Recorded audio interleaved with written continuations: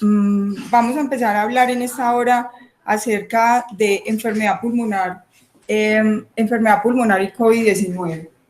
En esta hora vamos a hablar acerca de la relación que puede tener la enfermedad pulmonar y la presencia o no de COVID-19. Bueno, entonces vamos a hablar un poquito de la historia y alrededor de lo que han sido las pandemias para introducir al tema de lo que vamos a hablar en el día de hoy. Posiblemente encontramos algunas relaciones de este historiador acerca de lo que han sido las pandemias a nivel mundial.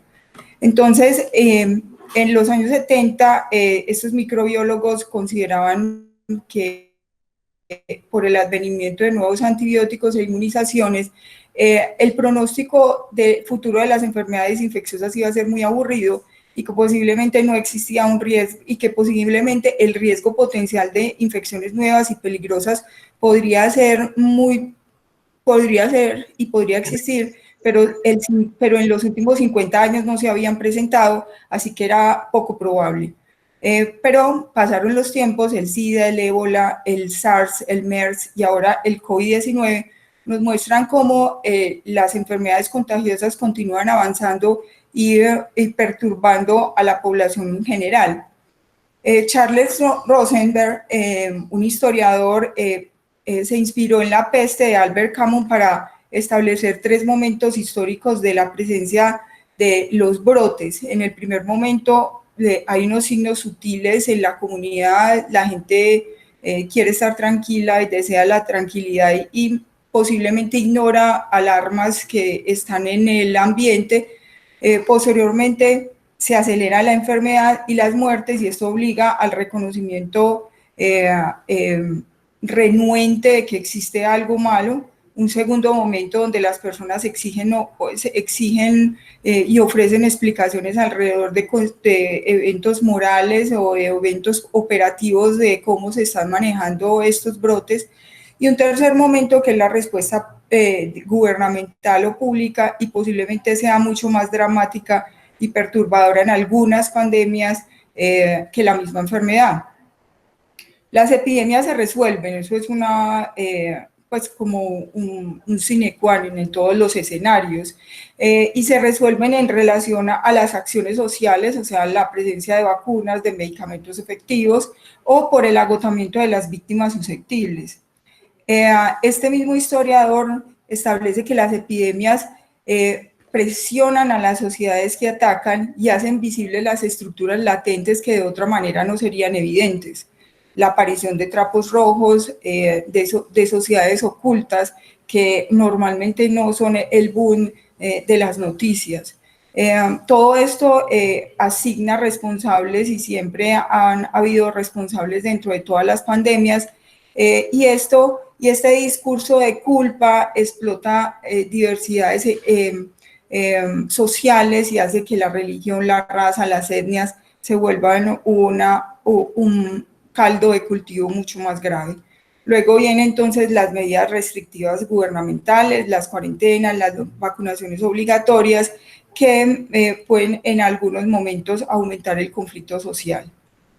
A menudo las intervenciones médicas y de salud pública ante las pandemias no son la promesa, y Alan Barth en un escrito establece que la promesa de la bala mágica nunca se ha cumplido. Un ejemplo de la viruela, por ejemplo, en 1798 se estableció la vacuna y solo hasta 180 años posteriores, esta tuvo éxito. Hay 2 consecuencias de las epidemias. Primero, la estigmatización que sigue al patógeno, ¿cierto? O hostilidades contra una república que posiblemente fue el origen, y la muerte de los proveedores de la salud, que está en relación con 2 circunstancias, que es la voluntad de ayudar a otros y la falta de elementos de protección que están en relación con lo que los hospitales tienen que padecer en momentos históricos donde no están preparados para recibir una gran cantidad de pacientes, lo cual hace que no sea respuesta inmediata favorecedora para el personal médico. Durante la historia también se ha tenido un alto riesgo de temores exagerados y prioridades equivocadas. Es así como el ejemplo de la influenza H1N1 como una posible pandemia, el riesgo del ébola en Estados Unidos en el 2014 y muertes alrededor del COVID-19, alrededor de 5.000 el 12 de mayo, pero sin embargo una cantidad similar se produce cada día por enfermedades cardiovasculares isquémicas. ¿Y qué pasa entonces en las sociedades? Que mucha gente se rehúsa a recibir la vacuna contra la gripa y qué pasa que las sociedades y los países no combaten tan intensamente condiciones como el cigarrillo, por ejemplo. Entonces, los gobiernos deben sopesar los riesgos en contexto y aplicar políticas acorde a la magnitud de lo que está sucediendo. Un ejemplo es esto y que considero que es una gran verdad oculta, entre comillas, que creo que no necesita más que decir. Decisiones políticas sin suficiente información científica en la historia también se han presentado. Es como la gripa porcina que sucedió en los Estados Unidos en 1976 y con el riesgo de una pandemia, el presidente del momento decidió asignar recursos y vacunar masivamente a toda la población. Cuando las personas empezaron a enfermar y a morir a consecuencia de las reacciones adversas de la vacuna, entonces la pandemia nunca se presentó, este presidente perdió la reelección en los Estados Unidos. Pero la historia también ha sido al revés, cuando presidentes han ignorado literalmente la pandemia del HIV y persisten en el tiempo. Entonces, la historia de las epidemias ofrece consejos interesantes para tener en cuenta, pero solo las personas que conocen la historia y responden con sabiduría ante lo que está sucediendo podrán tener unos mejores resultados en su comunidad, en su población.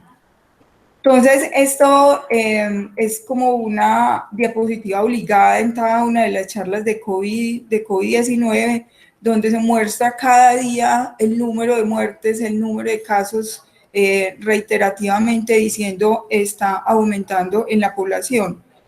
Posiblemente se necesita una estadística similar para cosas como malaria, dengue, otras condiciones que podrían sensibilizar a la comunidad y decir, esto también está presente dentro de nosotros.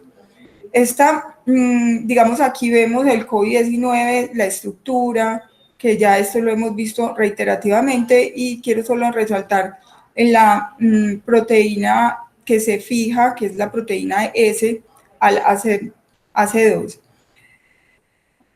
Que vemos como la población pediátrica es una de las menos afectadas, entonces en una población de más de 72.000 personas operadas como posibles COVID-19, solo confirmadas el 61%, de estas pacientes, menores de 9 años, el 0.9% fueron niños, pues pertenecieron pues a este grupo, o sea, estuvieron infectados, ningún muerto, y de 10 a 12 años el 1.2% y fallecieron 0.2% de esa población, comparado con el gran grueso de la población que son pacientes mucho mayores.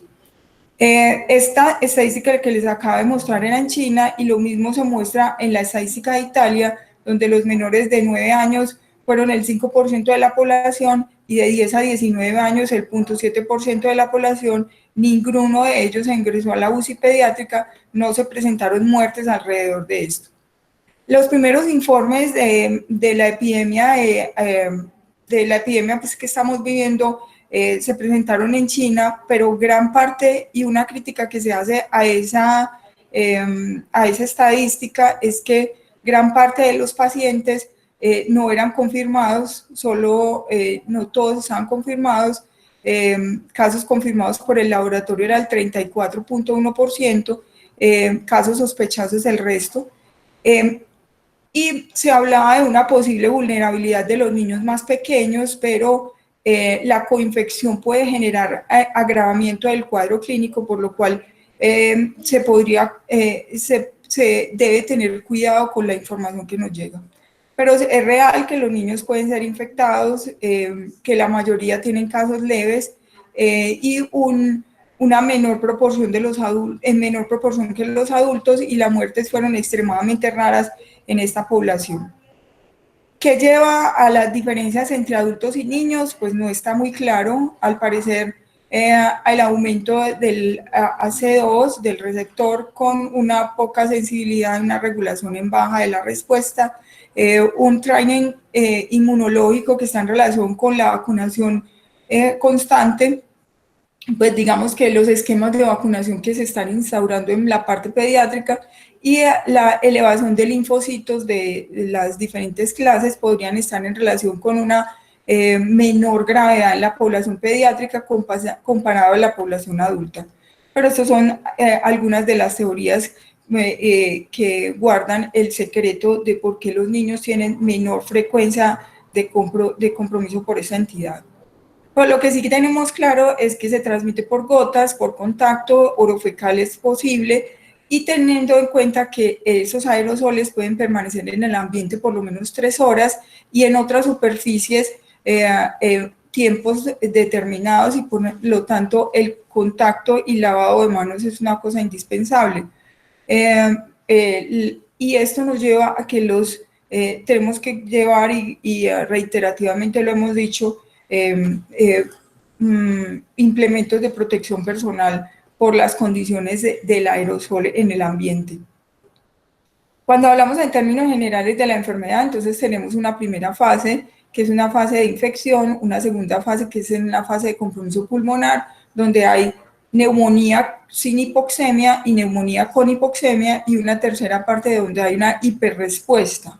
¿Listo? Pero cuando hablamos del compromiso pulmonar exclusivo o solo de la parte pulmonar, entonces estamos diciendo que hay 3 momentos también. Un primer momento, y teniendo en cuenta que el SARS-CoV, que es el que presentó la pandemia en el 2002, y el SARS-CoV-2 tienen unas características muy parecidas al tener una proteína S que se une al receptor AC2.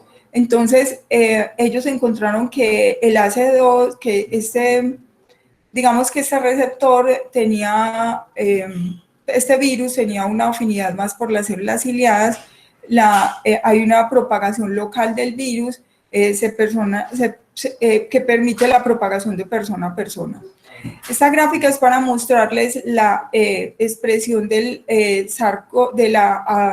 del receptor AC2 en las diferentes áreas del cuerpo. Entonces se ve como el AC2 está más importante en las fosas nasales, mucho menos importantes en el pulmón, en la vía aérea, perdón, y un poco más importante en las células tipo 1 y tipo 2 de neumocitos tipo 1 y tipo 2. Y eso tiene unas implicaciones importantes, porque no solamente es el AC2, como lo vemos aquí, y la gran proporción que tiene en las vías aéreas superiores, sino que también es la serina, la proteasa serina, que tiene una importancia en la reparación de la proteína S. Entonces podemos decir que estas dos estructuras que son importantes para la replicación del virus se encuentran mucho más en la vía aérea, en las fosas nasales, en la vía aérea superior, menos en el pulmón, y se vuelven a encontrar entonces los neumocitos tipo 1 y tipo 2, siendo más importantes el neumocito tipo 2. También vemos diferencias en otros tipos de poblaciones. Entonces vemos como la expresión del AC2 es menos significativa en los pacientes que tienen asma y tienen sensibilización alérgica. Entonces la expresión del AC2 fue más baja en aquellos que tenían altos niveles de sensibilización alérgica y tenían asma adicionalmente. Así también como los pacientes que se sometían a sensibilizaciones, digamos que eran asmáticos y tenían alergia alergias determinadas y se exponían al gato, por ejemplo, tenían una menor expresión de AC2 en la superficie, lo cual habla de cómo, por qué puede ser una de las explicaciones adicionales que la vía aérea no tiene suficientes receptores y que la expresión de los receptores es menor en los pacientes que son alérgicos y sensibilizados. Tenemos que no es lo mismo en los pacientes que son asmáticos, pero no son alérgicos, no son atópicos, ¿cierto? Entonces pueden haber otros factores más allá de la expresión del AC2 que modulen la respuesta del COVID-19 en los individuos con alergia.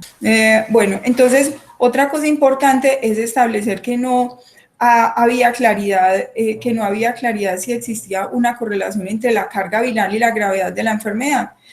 92 pacientes en China confirmados con COVID-19 ingresaron, entonces de estos 30 pacientes ingresaron graves y de 62 pacientes con enfermedad leve y moderada, de los cuales 11 pacientes continuaron la evolución hacia la gravedad.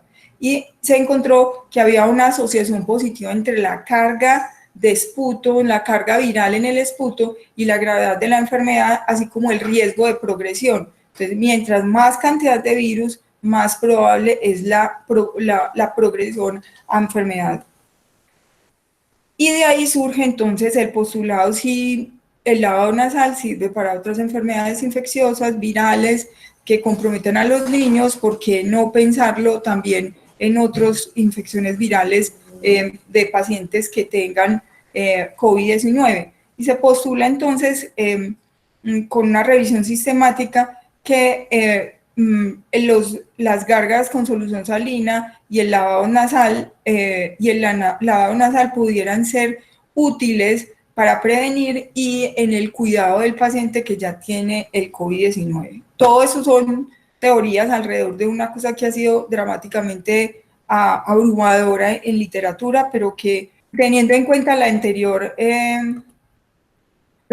hipótesis de que el aumento en la carga viral puede estar en relación con la presencia de mayor gravedad, entonces sería una teoría válida para tener en cuenta. Hasta el momento, el virus se unió al receptor en la mucosa nasal y vimos cómo hay algunas características que hacen que esa expresión de enfermedad sea menor en niños y vimos que esa expresión de gravedad también puede ser menor en asmáticos, en pacientes alérgicos y asmáticos sensibilizados, porque uno, los receptores no están en forma tan importante en la vía aérea y dos, porque la expresión de los receptores se disminuye en los pacientes que son alérgicos, pero asmáticos, atópicos, sensibilizados. Seguiría entonces una segunda fase, que es la replicación del virus. Hay una propagación del virus, migración del virus por la vía aérea. Hay una respuesta de citoquinas inflamatorias y posteriormente hay una fase 3 donde hay una hipoxemia, inflamación, infiltrados con vidrio esmerilado, progresión a SDRA. Esta parte de fase 2 es donde se queda la mayoría de los pacientes, 80% tienen formas leves de la enfermedad, se manejan en términos generales en casa, pero un 20% de la población puede progresar a enfermedad grave pulmonar y un porcentaje aún menor puede progresar a enfermedad muy grave, con compromiso multisistémico. El virus entonces se ubica en las uniones de intercambio gaseoso del pulmón, por lo tanto, la característica básica de los pacientes que tienen neumonía es la hipoxemia franca, ¿cierto? Con infección de neumocitos tipo 2, como se ve en esta gráfica, donde se ven unas vesículas con doble membrana llenas de virus en su interior, y se ve aquí las células, las microvellosidades con una gran cantidad de virus en las superficies. Entonces, hay posterior a esto una reinfección con otras células, apoptosis, daño alveolar difuso, formación de membrana hialina rica en fibrina y en algunas células gigantes multinucleadas, y posteriormente a este proceso de SRA, que es lo que estamos viendo ahí, aparece entonces la formación de cicatrices y fibrina. Como se ve, evidencia en este paciente que un hombre de 44 años con fiebre, tos, disnea y cefalea, PCR elevada, y se evidencia vidrio esmerilado en la periferia del pulmón, como se ve en estas partes. Pero en este paciente de 60 años, fiebre, tos, expectoración y disnea, neutrófilos, linfocitos y PCR elevados, y se evidencia un engrosamiento de los septos, un engrosamiento septal alrededor, y esto evidencia la presencia de crazy paving, que es digamos, un compromiso más extenso de la parte intersticial. En Alemania, los pacientes que fueron llevados a autopsias, que fallecieron, tuvieron una autopsia obligatoria en los primeros casos, y 12 pacientes con edades media de 73 años, la mayoría hombres, que tenían comorbilidades, en su gran mayoría, obesidad, enfermedad coronaria, asma y enfermedad pulmonar obstructiva o enfermedad pulmonar obstructiva crónica, o enfermedades neurodegenerativas o diabetes tipo 2, que al ingreso en su gran mayoría tenían un aumento del dímero D, un aumento del LDL y la PCR, y tenían trombocitopenia, pues se reafirma el compromiso intersticial en la tomografía de la parte superior, donde se ve compromiso intersticial casi consolidativo de los lóbulos inferiores, y se ve un neumotórax, que es lo que se llaman aquí las flechitas, un neumotórax, el tubo a tórax del paciente, y eso fue premortem y postmortem.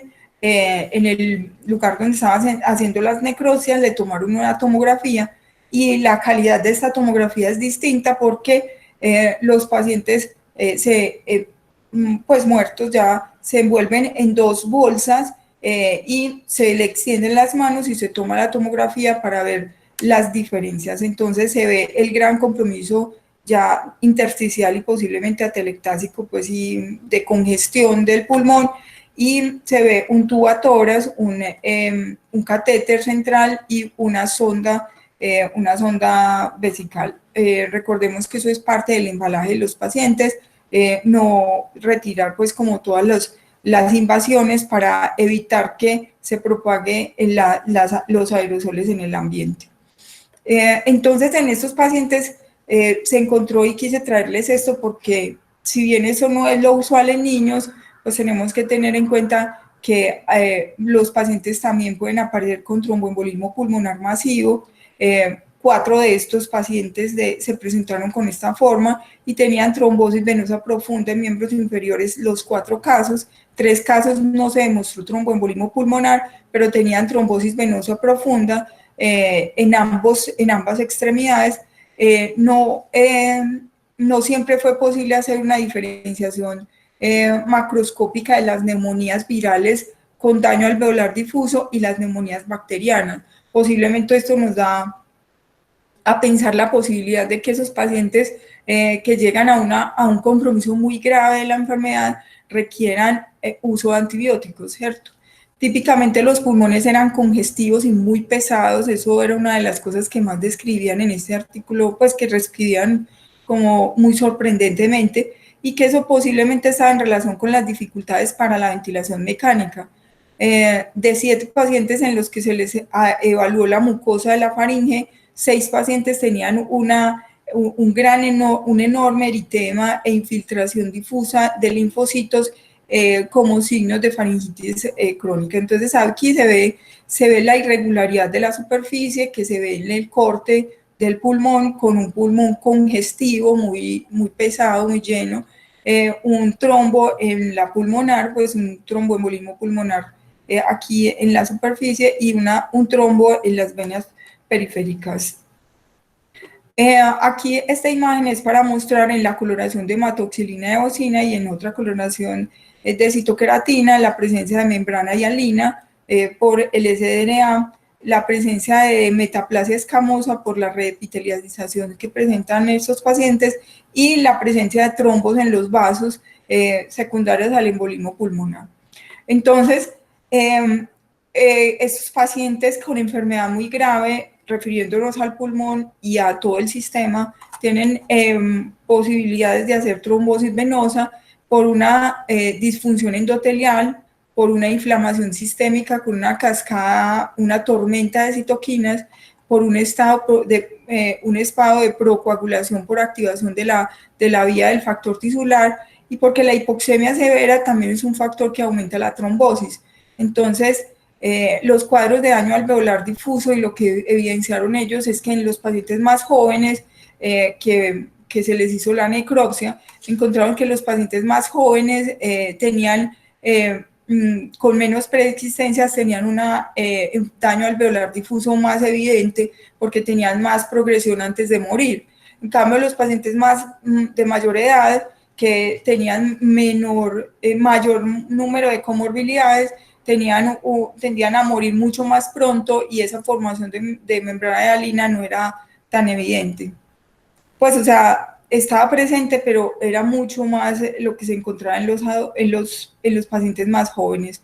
Las concentraciones de PCR del SARS-CoV en los tejidos pulmonares y faríngeos fueron muy altos, y no hay una relación de esa presencia de más SARS-CoV de PCR más positiva en la vía aérea, lo cual también nos está hablando de lo que hemos venido diciendo: vía aérea con menos receptores, y posiblemente esto confirma lo que estábamos diciendo.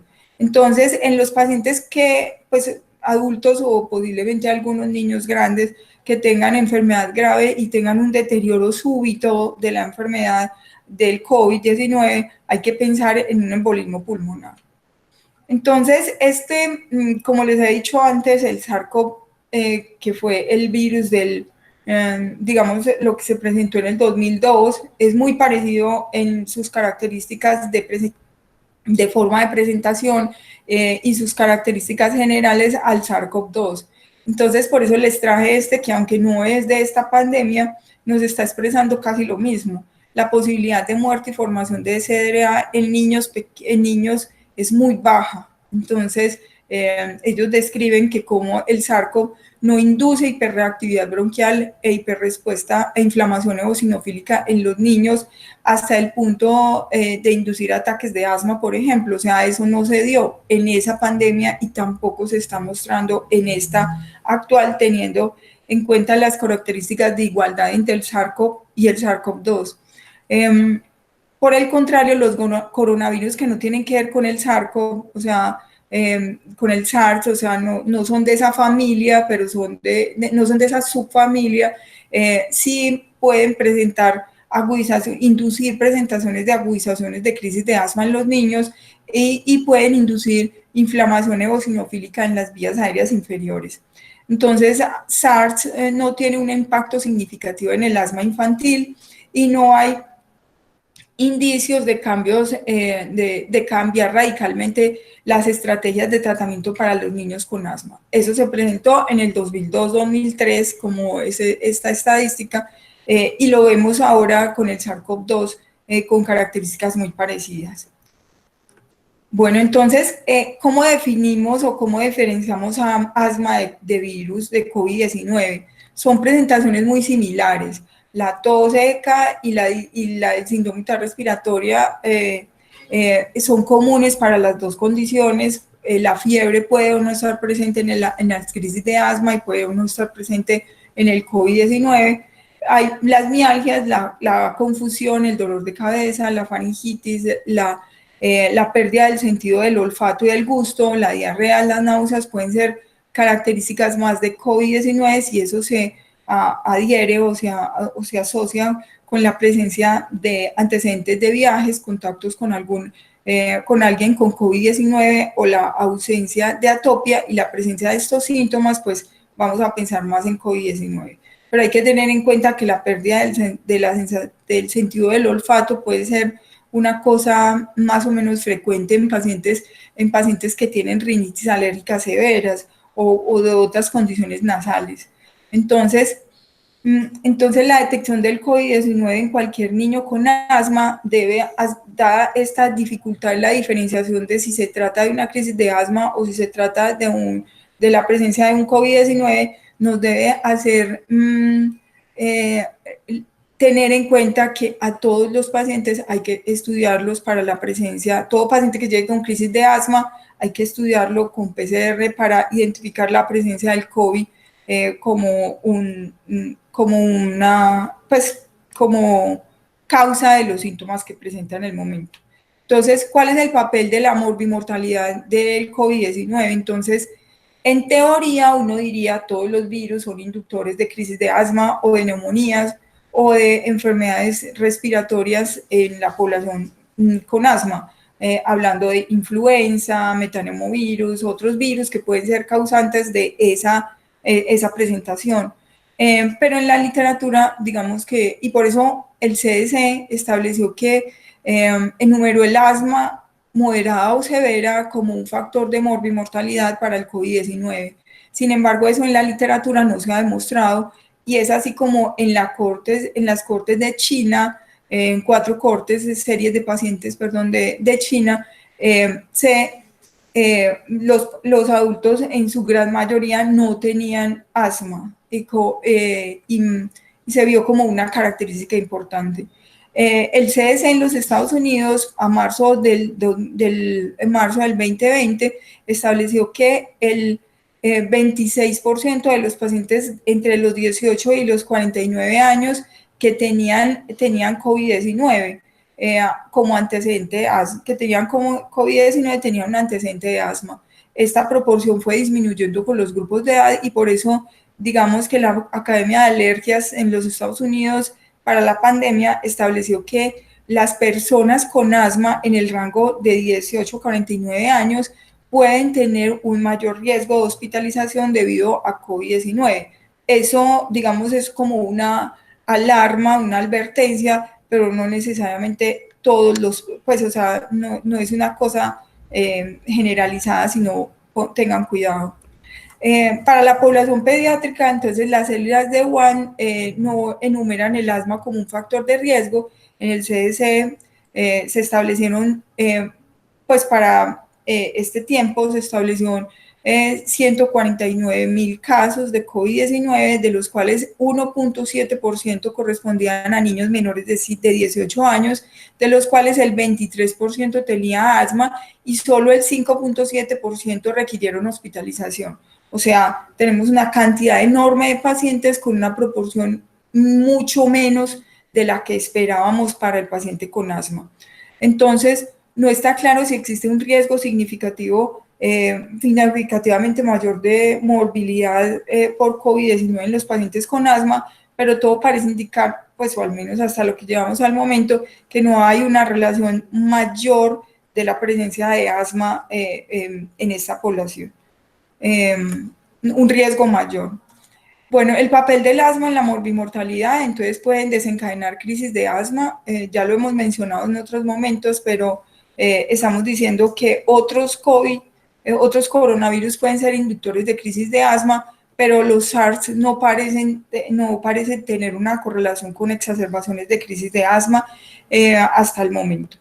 El tratamiento en los niños o en los pacientes con asma debería tener algún cambio, entonces el Centro del Control de Enfermedades, el GINA, las guías, digamos que las guías de consenso americano de América del Norte en la atención de alergias durante la pandemia, establece que se debe continuar con todos los medicamentos en uso continuo y permanente y revisar las técnicas inhalatorias nuevamente, esteroides inhalados, antileucotrienos, omalizumab, mepolizumab, y hay incluso un artículo exclusivo para dupilumab, anticuerpos monoclonales, estos últimos 3, donde no se ve una relación mayor de morbilidad con la presencia de estas moléculas.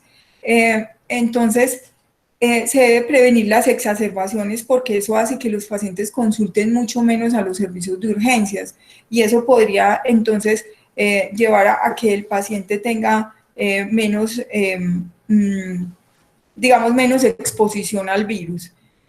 No hay evidencia actual sobre el uso de que el uso de los inhaladores aumente el riesgo de infección o de morbilidades por el COVID-19 y evitar el uso de las nebulizaciones por la formación de orasales, que puede ser un factor agravante para, digamos, para otros pacientes, para el personal de salud. Razones para el uso de nebulizaciones en el hogar. En época de pandemia, hay una respuesta deficiente al inhalador de dosis medida que estamos utilizando con espaciador, habiendo evaluado previamente la técnica inhalatoria. Los niños que no coordinan no pueden hacer un seguimiento adecuado de las instrucciones para el uso de los inhaladores de dosis medida, o la escasez de los medicamentos, que va a ser otro de los puntos importantes que hay que tener en cuenta, que vamos a resaltar enseguida. Aquí se evalúa cómo estos pacientes aumentaron la adherencia a los medicamentos con el inicio del COVID-19, pues como con la presencia de la pandemia se aumentó la adherencia a los medicamentos, y muy posiblemente por el miedo a tener que asistir a un servicio de urgencias, por las reiteradas, aproximaciones a no usar a usar los medicamentos para evitar exacerbaciones. Bueno, el tratamiento de las exacerbaciones durante el COVID-19, entonces los esteroides sistémicos para COVID-19, según el CDC y la Organización Mundial de la Salud, pueden aumentar el riesgo de infecciones nosocomiales, de infecciones secundarias en el área hospitalaria, y pueden disminuir la depuración del virus, lo cual se ha descrito con otros virus mucho más frecuentes y permanentes en nuestra población, como es el virus respiratorio sincitial en los casos graves, o pues en términos generales. Los esteroides sistémicos para las exacerbaciones se pueden usar. No se ha demostrado que esto tenga mayor gravedad, y lo establece el GINA. No medicación nebulizada por el riesgo que ya hemos dicho, si se va a utilizar porque no hay otra opción, o porque el paciente clínicamente está, por condiciones específicas del paciente, deben utilizar elementos de protección ambiental, protección personal, y tener en cuenta que las gotitas permanecen en el ambiente, como ya lo dijimos en unas diapositivas anteriores, permanecen en el ambiente por lo menos 3 horas. Entonces, se debe tener eso como una cosa importante a tener en cuenta. Las pruebas de COVID-19, las pruebas de COVID-19 a todos los pacientes sintomáticos, lo que resaltamos previamente, se debe realizar en los pacientes la evaluación en el caso de que lleguen con exacerbación, a todos los pacientes con síntomas. La enfermedad progresiva de COVID-19 más la presencia de asma, entonces se deben utilizar los protocolos locales y los medicamentos que estén establecidos digamos, con algún grado de evidencia en cada uno de los países. Desafíos en asma y con el curso del COVID-19, la escasez de medicamentos. Se ha reportado escasez de albuterol en Estados Unidos, y ya se permitió la fabricación de genéricos de este medicamento para disminuir el riesgo, digamos, la escasez que está presente en el momento. Y sin irnos muy lejos, tenemos escasez. Pacientes de Urabá, por ejemplo, en ese momento, que tienen fibrosis quística, doctora, no encuentro salbutamol por ninguna farmacia, ¿cierto? Entonces, es una cosa a tener en cuenta. Las visitas virtuales, cada día es un reto más esto que estamos haciendo, que posiblemente se va a quedar entre nosotros y que nos tendremos que adaptar a esta forma de comunicarnos. La escasez en los ensayos clínicos que ya se llevan con asma, o en los pacientes con asma, se debe considerar reportes virtuales en los que sean posible, y si no es posible, entonces se debe considerar, no se debe iniciar o ingresar pacientes a protocolos de asma de ninguna forma. Bueno, el impacto de los determinantes sociales en el asma, en la salud, en el asma y COVID-19, como es los ingresos del cuidador, el entorno físico, la exposición al humo del cigarrillo ahora que estamos confinados, entonces el cigarrillo de segunda mano para los niños, esto va a ser una cosa significativa. El acceso a los servicios de salud, no les traje aquí unas diapositivas que tenía listas, pero quedaba muy larga la charla, sobre cómo pacientes con infartos, cómo se ha disminuido la frecuencia de exámenes para enfermedades cerebrovasculares y cómo pacientes han llegado mucho más deteriorados de lo esperado por ACV isquémico, porque se han tardado demasiado en pedir la ambulancia, qué miedo, la ambulancia puede estar contaminada, bueno, todos estos aspectos. Entonces, cómo se ha aumentado, digamos, es que no, la gente está muy aliviada, posiblemente la gente está muy enferma, pero en casa, ¿cierto? Bueno, y otra cosa es el impacto de las restricciones del COVID-19 en los pacientes asmáticos o en los pacientes con enfermedades pulmonares crónicas. El distanciamiento social lleva a condiciones como depresión, ansiedad, y eso es un desencadenante de crisis de asma. El abandono de la escuela por este mismo medio, o sea, sí, doctora, yo estoy estudiando, pero ya no es tan divertido, me dicen algunos niños, ¿cierto? Entonces, esto puede ser una cosa que se debe, o sea, una de los focos a los que se debe llegar cuando pensamos en enfermedades crónicas, sobre todo pulmonares, que es el foco, es que no, yo no lo dejo salir ni a la puerta, doctora. Listo, entonces la adherencia a los medicamentos es una cosa que se debe enfatizar cada día y en cada una de las consultas, y el riesgo de la obesidad está latente porque son niños que no se pueden mover, que están en casa, que están comiendo más de lo habitual y usualmente son comidas no saludables. Entonces hay muchos textos que hablan sobre lo mismo, sobre factores de riesgo, sobre qué hacer en momentos de crisis, tanto en EPOC como en enfermedad pulmonar, en EPOC como en asma. Y esta, bueno, antes de decir lo que les iba a decir, entonces, también hay unas recomendaciones para el uso de la inmunoterapia. Entonces, en los casos confirmados por COVID-19, suspender la inmunoterapia independientemente del nivel de gravedad hasta la resolución completa de los síntomas o hasta que lleve una cuarentena adecuada. La posibilidad de espaciar los tiempos de uso de las inyecciones en la fase de continuidad podría ser una cosa beneficiosa para los pacientes, y ofrecer la posibilidad de inmunoterapia sublingual para uso en casa, para evitar los viajes y permitir pues como y las permanencias en las clínicas de alergias o en los consultorios, y entonces evitar así el contacto social.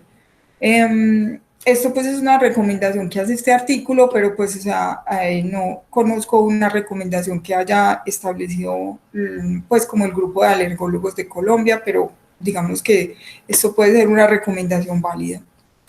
Entonces, una reflexión para el Día Mundial del Asma, que fue hace poco, la semana pasada, es que el mundo se verá muy diferente dentro de un año. Se puede observar aspectos positivos de todo esto que estamos viviendo en el momento, es que el espíritu colaborativo internacional, la ruptura de barreras que antes se pensaban infranqueables, posiblemente las barreras geográficas, físicas, están cerradas totalmente, pero hay otras barreras que son de colaboración y de donaciones, de cosas de otro estilo, que pueden ser una cosa muy interesante. El intercambio generalizado de datos y la aparición global del médico o el trabajador de la salud que está en primera línea como un ser que necesita pues como ese respeto. En otras entidades como la fibrosis quística, que para nosotros es muy frecuente, posiblemente para la gran mayoría no sea tan frecuente, pero esto es un centro de referencia, el Hospital San Vicente, y por eso entonces para nosotros sigue siendo una entidad muy frecuente. Entonces, en Europa se evidenciaron, a pesar de una gran mortalidad por COVID-19, se evidenciaron 30 pacientes en este reporte, 30 personas infectadas, lo cual es una cantidad supremamente baja. Y cuando pensamos en los pacientes de España, esto es una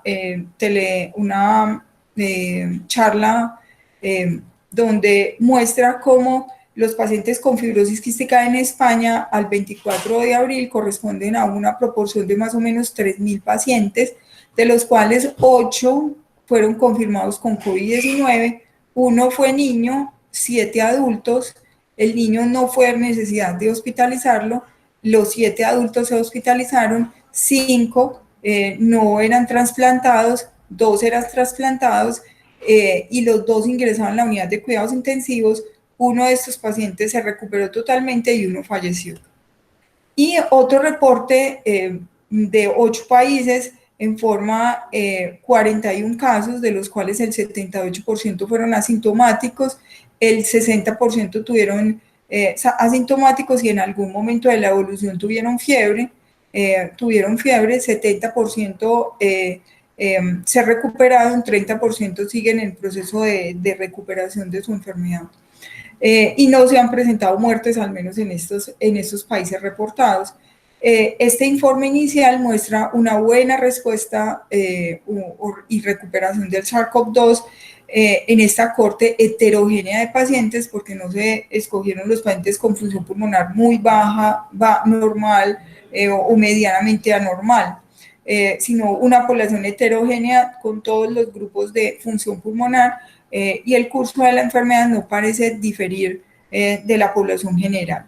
Entonces, posiblemente lo que sucede en estos pacientes es que lo que nosotros estamos viviendo ahora como un confinamiento, distancia social, uso de tapabocas, lavado de manos exhaustivo, es una de las cosas que se le dicen al paciente reiterativamente en cada una de las consultas, y el paciente sabe que debe venir con su tapabocas, debe no estar a más de 2 metros, incluso hay una película que se llama A 2 metros de ti.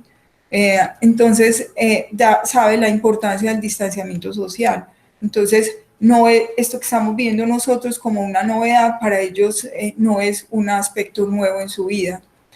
Entonces, algunas claves para el manejo del paciente con fibrosis es que no hay datos específicos sobre el manejo del paciente con fibrosis quística e infección con COVID-19. Según la opinión de los expertos, es continuar sus moduladores de genética, pues sus moduladores que ya tienen de tratamiento, utilizar la telemedicina como herramienta. Yo creo que nosotros acá en el hospital hemos atendido el 90% de los pacientes con fibrosis quística por telemedicina, pues al menos que hemos visto en esta época, y continuar los medicamentos en forma permanente en casa, incluyendo los medicamentos nebulizados, tratamiento rápido y agresivo de las exacerbaciones para evitar una hospitalización, y hablar sobre el COVID-19 con los pacientes para que los empoderemos del conocimiento y eso genere una respuesta distinta. Entonces, las estrategias para el tratamiento hospitalizado pueden variar con dificultades significativas, porque una de las cosas más importantes es que los pacientes con COVID-19, los pacientes con fibrosis quística tienen un moco muy espeso, una inflamación muy importante de la vía aérea, por lo que se debe humedecer la vía aérea para permitir la salida del moco. De lo contrario, es poco probable que el moco tenga la capacidad de salir. E incluso hay que hacer variaciones en la terapia respiratoria que se usa. La asistencia de la tos asistida, puede generar muchos aerosoles que para el personal de terapia respiratoria es digamos, una cosa importante a tener en cuenta. Las guías NICE también establecen unas recomendaciones para el COVID-19 que están basadas como en las mismas cosas. Uso de tapabocas, continuar los esquemas de vacunación, indagar sobre la salud mental de los pacientes y en la necesidad de trabajo social para considerar necesidades puntuales de alimentación en algunos casos, ¿cierto? Entonces, pero más o menos todo está basado en lo que ya les he establecido. ¿Qué pensamos de la tuberculosis? También otra entidad muy, muy frecuente, digamos que medianamente frecuente entre nosotros. Entonces está bien conocido que algunas enfermedades infecciosas virales pueden disminuir el sistema inmune, pues, o como alterar el sistema inmune y generar una reemergencia de algunas entidades como el sarampión, como la tosferina, que pueden ser entidades que están presentes en un momento dado y posterior a eso, por alteraciones del sistema inmune, reemergen o aparecen simplemente. Entonces, en este artículo se mostraron 3 pacientes, uno con falla ventilatoria y 2 hospitalizados graves, y se vio, los 3 pacientes, perdón, eran pacientes adultos, y se vio como la edad y la presencia de enfermedad pulmonar por micobacteria en tuberculosis tratada o no tratada son factores de riesgo independientes de un peor pronóstico en los pacientes con infección de COVID-19. Surgen entonces algunos artículos que se mencionan acá abajo de cómo actualmente no hay evidencia, entonces de cómo la BCG, los pacientes, es que nosotros no teníamos vacunación y por eso nos enfermamos más, pero por ejemplo los pacientes de otros lugares que reciben la vacuna podrían ser personas con una cierta protección para el COVID-19. Entonces, actualmente no hay evidencia de que la vacuna de BCG proteja contra el COVID-19. Esta es solo una hipótesis que se postuló. El BCG, pues BCG es relativamente escasa y el uso de vacuna de BCG para una indicación no probada puede poner en peligro el suplemento para la prevención de tuberculosis, especialmente en niños y en bebés, pues, o sea, niños pequeños. Entonces, quienes hayan recibido previamente la vacuna no deben presumir la protección contra el COVID-19 y deben tener todas las recomendaciones que ya hemos enumerado, vigilar el uso de elementos de protección personal, lavado de manos, distanciamiento social. Entonces, este es un enrolamiento de un estudio en Australia, donde teniendo en cuenta que el BCG está diseñado para proteger contra la tuberculosis, también podría tener un aumento de la inmunidad para proteger contra otras infecciones. El propósito, pues, de este estudio es averiguar si la vacuna de BCG protege contra el COVID-19 o reduce al menos la gravedad de la enfermedad. Este trabajo se va a hacer o se está haciendo ya en trabajadores de la salud en Australia. Bueno, entonces, ¿qué hablamos del cigarrillo, el cigarrillo y COVID-19? Digamos que hay una polaridad total hacia un lado o hacia el otro, ¿cierto? Entonces, pero tenemos que tener en cuenta que más de 100.000 millones de personas consumen tabaco en el mundo. O sea, esto no es una cosita de algunos, ¿cierto? O sea, una gran cantidad de personas en el mundo consumen tabaco y estamos ante una pandemia, por lo cual establecer si tener COVID-19 y el tabaquismo tienen una relación que aumente o no la gravedad y la mortalidad es una cosa relevante. Pero los resultados son controversiales y algunos dicen que, pues algunos estudios apuntan de que fumar aumenta el ACE2, por lo tanto aumentaría el riesgo de asma, pero también hay otros estudios que dicen fumar genera una regulación en baja del ACE2, por lo cual disminuiría el riesgo. Pero entonces, teniendo en cuenta de que no sabemos, literal, entonces se hace un análisis de 5 estudios, solo uno encontró que el tabaquismo activo fuera digamos, un predictor significativo de gravedad de COVID-19. Los otros no tuvieron resultados significativos al respecto. Entonces, basados en pacientes de China, porque no hay un reporte aún de los Estados Unidos en relación al consumo del cigarrillo y la gravedad, basados en reportes de China, sugieren que fumar actualmente no parece estar significativamente asociado con un mayor riesgo de progresar hacia la enfermedad grave COVID-19, y menos si ser fumador pasivo, si, pues, o sea, no hay información aún al respecto. Como puntos finales, quiero traer este artículo que también es del New England Journal, que habla sobre, en cualquier crisis, los líderes tienen dos responsabilidades igualmente importantes, y es resolver lo inmediato, lo que estamos viviendo ahora, y evitar que esto vuelva a suceder o que suceda de una forma distinta. Entonces, se necesitan en ese momento que salvar vidas, mejorar las formas en que respondemos ante los brotes, y hay dos razones por las cuales es importante tener en cuenta el COVID-19 como una amenaza. Primero, porque puede matar a adultos sanos, además a personas mayores con problemas de salud existentes, y además, digamos, la segunda cosa sería es que se transmite de manera bastante eficiente, por lo cual esto hace que se vuelva, o sea, haya una diseminación como la que conocemos en el momento. Los gobiernos, para frenar entonces la propagación del virus, deben ayudar a sus propios ciudadanos a resolver el momento actual. O sea, no es solamente quédate en casa, sino quédate en casa y qué te ayudo yo para que tu salud mental perdure, para que otras cosas de tu vida cotidiana perduren, y los países con bajos y medianos ingresos, ayudarlos, ¿cierto? Entonces, para prepararlos para la pandemia. El mundo también necesita acelerar los trabajos en tratamientos y vacunas contra el COVID-19, y cambios para las próximas epidemias es que, eh, digamos que hay nichos que se deben tratar de evitar, o sea, se deben fortalecer las atenciones en salud de primer nivel.